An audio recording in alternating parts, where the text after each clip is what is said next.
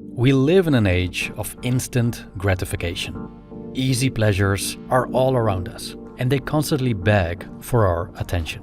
We can indulge in social media, online shopping, streaming, gambling, and mature content without even leaving the couch. Various substances and junk food are widely available, at least in the West.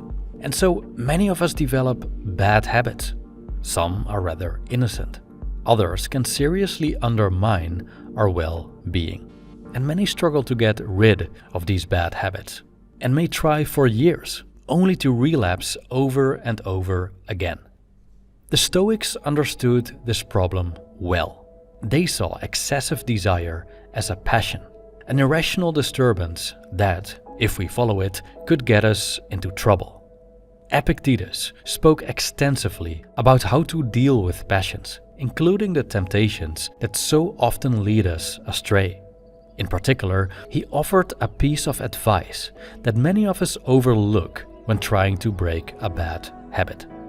This video explores a simple way to break bad habits based on the wisdom of Epictetus.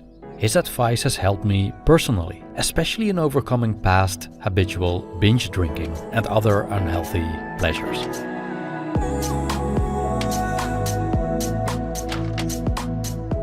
The passion the Stoics called epithumia is a desire or longing for some anticipated pleasure, something we hope to experience in the future. It's the urge that sends us to the fridge for an unhealthy snack or to the browser for a visit to the hub. The more we give into this urge, the stronger it tends to return later as the habit becomes increasingly ingrained, which is a mechanism that is well supported by modern psychology. Hence, we build habits by repetition, which also applies to bad habits.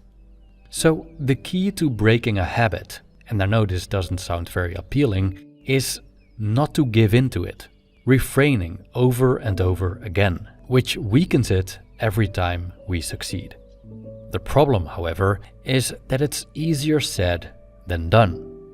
When we experience a strong desire, resisting it can be difficult. It clouds our judgment and disturbs our rational thinking. We forget about tomorrow and the long-term consequences of our actions because we want the promised pleasure so badly. The regret, the guilt, and how we'll feel afterward are pushed aside. All we seem to have eyes for is that promised pleasure, what the Stoics called hedone.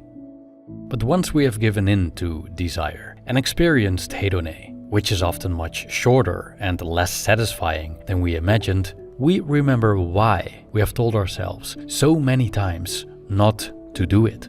We're now dealing with the consequences, and we're taking an oath to abstain. But later, we find ourselves repeating the action as the temptation seems too strong to resist. It's frustrating, it's disheartening, and we may feel it's a hopeless case. But luckily, Epictetus has some advice for us.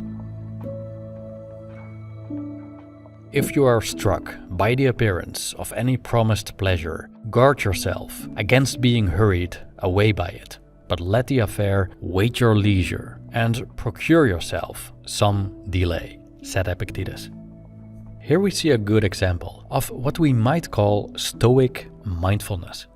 Similar to Buddhist mindfulness, it requires us to pay close attention to what is happening within us.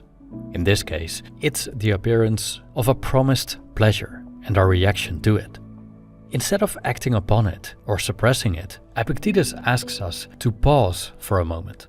Rather than letting ourselves be carried away by the desire for that pleasure, we take a step back and watch it.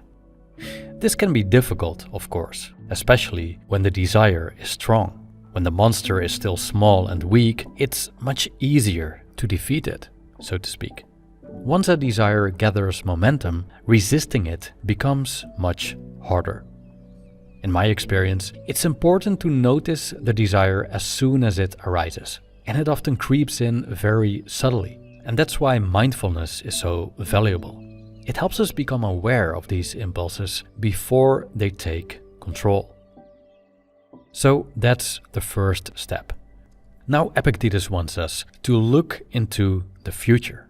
More specifically, he wants us to imagine two possible outcomes, one based on pain and regret, the other on joy and self-respect. Let's begin with the first. Then bring to your mind both points of time, that in which you will enjoy the pleasure and that in which you will repent and reproach yourself after you have enjoyed it. End quote. Now, this part of the advice is pretty straightforward, and I'm sure you have tried it before. We remind ourselves that even though we'll experience the pleasure, we'll also have to face the consequences afterward. In other words, we look beyond the goodie and consider the pain that may follow if we take it. For many, that's enough. When I think of the horrible hangovers I get after binge drinking, the depressive moods that could linger for days, it's usually enough now to keep me from the booze when I'm tempted. But it wasn't always that way, and it still isn't sometimes, to be honest. In many cases, this approach just isn't enough. Desire has a way of distorting our judgment. We begin to bargain. We tell ourselves that the consequences won't be so bad and that pleasure is totally worth the price. And perhaps sometimes it is. But often, we're simply being misled by the power of passion. Now, as I mentioned before, Epictetus also wants us to visualize a positive outcome, saying, "And set before you, in opposition to these, how you will be glad and applaud yourself if you abstain." Let's see what he's getting at with this. Imagine we're still in waiting mode. We're still on pause, observing the habit we're trying to break, feeling our desire for a specific pleasure. Let's suppose fear didn't work. What about positive reinforcement? What if we traded an immediate, short-lived pleasure for a more durable and constructive one? In today's world, pleasure usually means adding something, an experience, a purchase, a meal, a drink, another episode, another scroll through TikTok. We celebrate consumption, but we rarely consider the pleasure of not consuming, the pleasure of missing out. One of these pleasures, Epictetus makes clear, is the satisfaction that comes from not giving in. Whether the pleasure is a night of binge drinking, a session of overeating junk food, or spending the night on the hub, or perhaps the hamster, we can give ourselves a round of applause for having resisted it. Now, if that sounds a bit lame or unsatisfactory, here's what Epictetus said next. "And even though it should appear to you a seasonable gratification, take heed that its enticing and agreeable and attractive force may not subdue you, but set in opposition to this how much better it is to be conscious of having gained so great a victory." End quote. By not giving in, we gained a victory. We overcame, and we allow ourselves to feel great about it. This may seem like a small thing, but it's a gift that keeps on giving. We can return to this joy at any time of day. We can keep reminding ourselves of how we have overcome temptation and feel satisfied every time.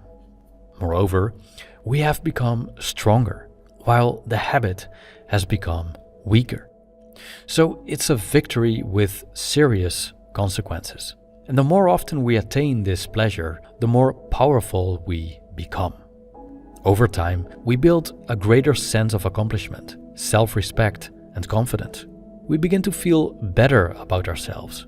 We look in a mirror and like what we see. I mean, if that isn't a pleasure worth pursuing, what is? The challenge, however, is seeing through the illusion of the promised pleasure and trusting the process. We must remind ourselves that the satisfaction of victory indeed arrives after the desire has passed, and that it's far more enjoyable and rewarding than what we're missing out on. Thank you for watching.